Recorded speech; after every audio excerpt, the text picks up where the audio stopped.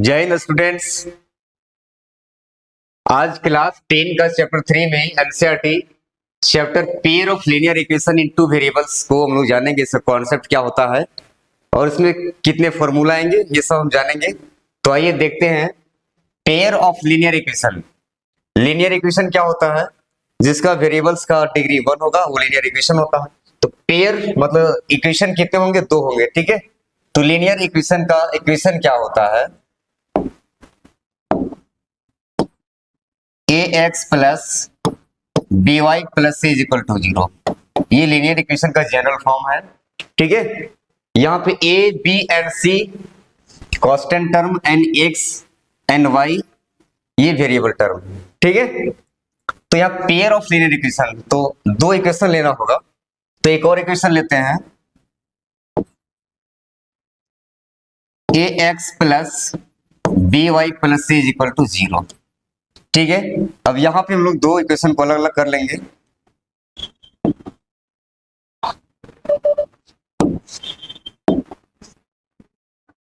A1 same आ रहा है दोनों, तो हम अलग अलग कर लेंगे। A1 A2 B1 B2 C1 and C2। तो यहाँ ये हो गया pair of linear equation in two variable, ठीक है। दो वेरिएबल एक्स एंड वाई, यहाँ दो वेरिएबल है। A1 B1 C1 and A2 B2 C2 is a constant term, ठीक है। और ये हमेशा बदलते रहता है। तो इसका कॉन्सेप्ट क्या है? ये दो इक्वेशन हो गया। अब इसी इक्वेशन में अगर if A1 is divided by A2 is not equal to B1 by B2, अगर ये तीन केस इसमें आता है तो ये फर्स्ट केस हो गया, case 1। Second case, if A1 by A2 is equal to B1 by B2 is equal to C1 and C1 by C2। Third case क्या आएगा? A1 by A2 is equal to B1 by B2 is not equal to C1 by C2, ठीक है। तो यहां पे तीन case में graphical representation अगर देखेंगे इसका हम लोग, ठीक है। तो ये ग्राफ इंटरसेक्टिंग लाइन होते हैं, इंटरसेक्ट करता है। A1 by A2 is equal to B1 by B2 is equal to C1 by C2 अगर होता है तो ये कोइंसिडेंट सारे पॉइंट्स एक ही लाइन में ओवरलैप कर जाता है, ठीक है। And A1 by A2 is equal to B1 by B2 not equal to C1 by C2 अगर होता है तो इसमें पैरेलल लाइंस होते हैं। तो ये याद रखने, ऑब्जेक्टिव में पूछा जाता है। तो ये ग्राफिकल रिप्रेजेंटेशन हो गया ये, ठीक है। अब इसी का अगर सॉल्यूशन अगर पूछा जाएगा कि A1 by A2 not equal to B1 by B2 अगर है तो इसका सॉल्यूशन, नंबर ऑफ सॉल्यूशन क्या आएगा? तो इंटरसेक्टिंग लाइन के लिए ये हो गया इंटरसेक्टिंग लाइन,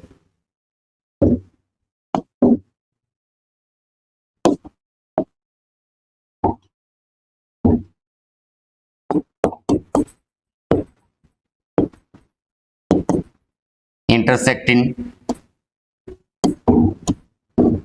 कोइंसिडेंट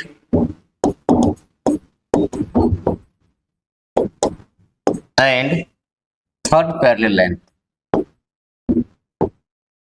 पैरेलल, ठीक है। तो इसमें अगर सॉल्यूशन देखेंगे, सॉल्यूशन क्या आएगा इसमें? तो इंटरसेक्टिंग लाइन का अगर सॉल्यूशन आता है तो वन सॉल्यूशन,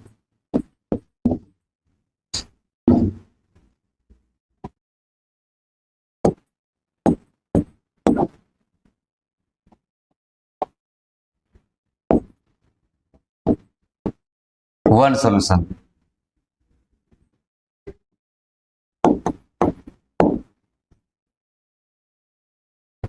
कोइंसिडेंट सारा अगर इक्वल आ गया, रेशियो अगर सभी का इक्वल आ गया, यहां पे मिनी सोल्यूशन हो जाता है।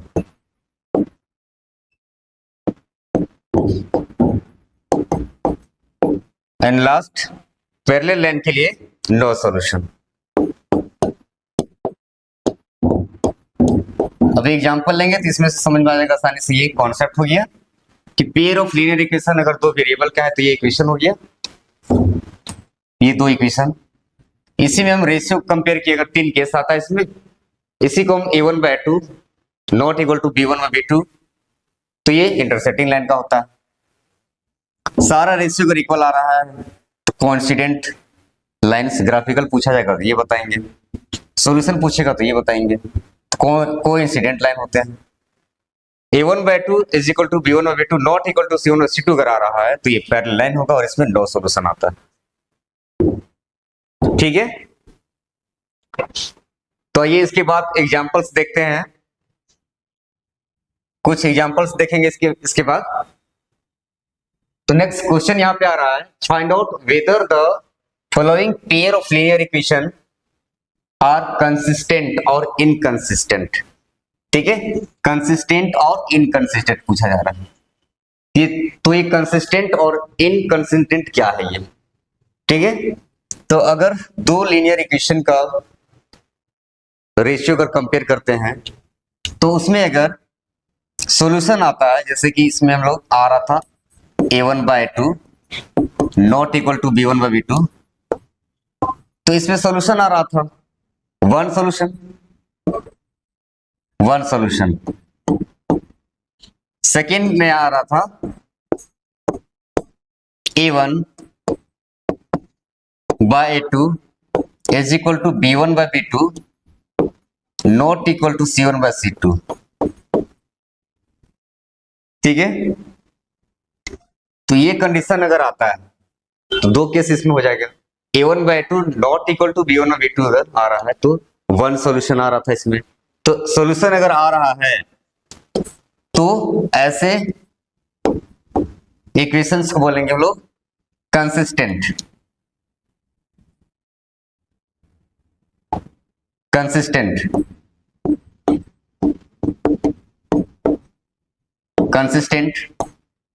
अगर सॉल्यूशन आ रहा है तो। लेकिन सेकेंड केस में था नो सॉल्यूशन, इसमें तो कोई सॉल्यूशन नहीं आ रहा था, नो सॉल्यूशन। तो अगर सॉल्यूशन नहीं आ रहा है तो इसको बोलेंगे हम लोग इनकंसिस्टेंट। ठीक है, inconsistence.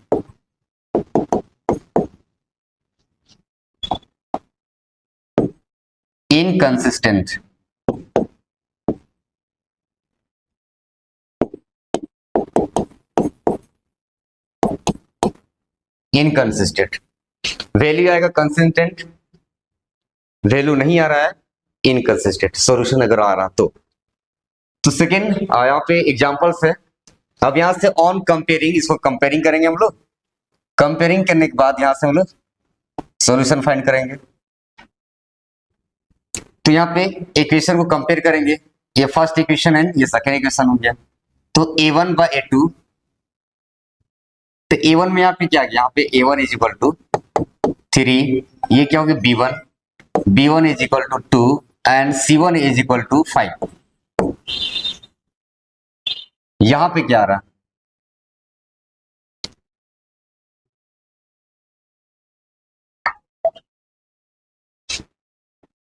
a2 b2 and c2। तो a2 यहाँ पे 2, b1 b2 क्या आ रहा है यहाँ पे -3 लेंगे, क्योंकि इस इक्वेशन को हम लोग यहां से कंपेयर कर रहे हैं, हम लोग इससे कंपेयर कर रहे हैं। तो a1 coefficient of x coefficient of y b1 और ये c1 प्लस में है, तो हमको सारा वैल्यूज को इधर ही लाना पड़ेगा ना, यहाँ 0 किया हुआ है। तो यहां से हम लोग यहां से ले आएंगे, ये 5 इधर आ जाएगा तो ये माइनस में आ जाएगा, तो ये इसको माइनस में ले लेंगे हम लोग। ठीक है, अब यहाँ c1 भी इधर आ जाएगा तो -7 आ जाएगा, तो ये वैल्यू निकल गया। अब इस रेशियो में हम कंपेयर करेंगे इसको, तो a1/a2 इसमें चेक करेंगे तो क्या है 3/a2 क्या है 2 आ गया। अब नेक्स्ट चेक करते हैं b1/b2, b1 क्या है 2 अपॉन B2 क्या -3। तो यहां हम देख पा रहे हैं कि कंडीशन रेशियो फर्स्ट, यहीं पे फर्स्ट रेशियो हम लोग नॉट इक्वल टू आ गया। अब इसके आगे जाना नहीं है ना, C1/C2 हम लोग नहीं करेंगे क्योंकि यहां ही ये नहीं आ गया। तो सोल्यूशन है क्या आ गया, वन सोल्यूशन आ गया इसमें। ठीक है, वन सोल्यूशन आ गया क्योंकि यहाँ पे क्या था condition, A1/2 not equal to B1/2 अगर पूरा है तो सोल्यूशन आ रहा है। सोल्यूशन आ रहा है तो इसको कंसिस्टेंट कहेंगे। तो क्या हो जाएगा फाइनली आंसर इसका, दिस इक्वेशन इज कंसिस्टेंट। ठीक है, नेक्स्ट एग्जांपल यहां पे आ रहा है।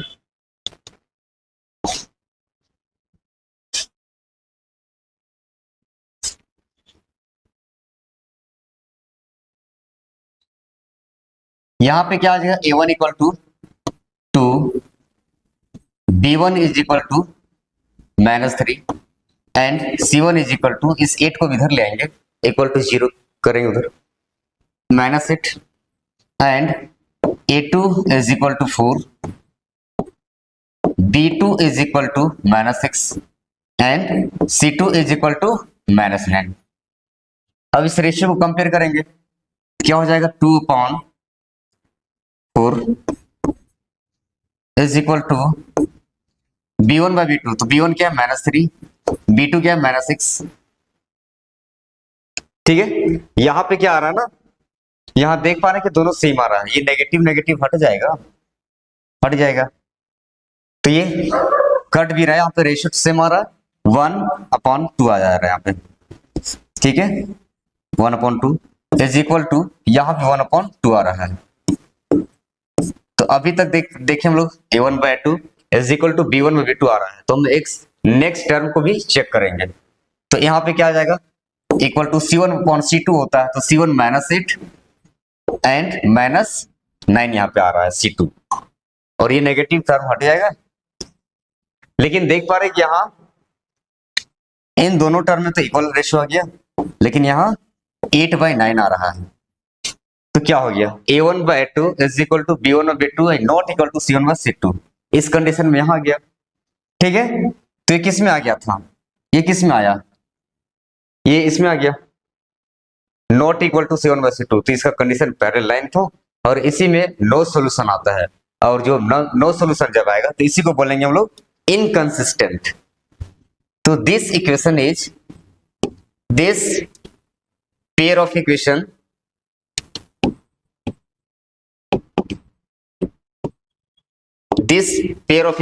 is inconsistent।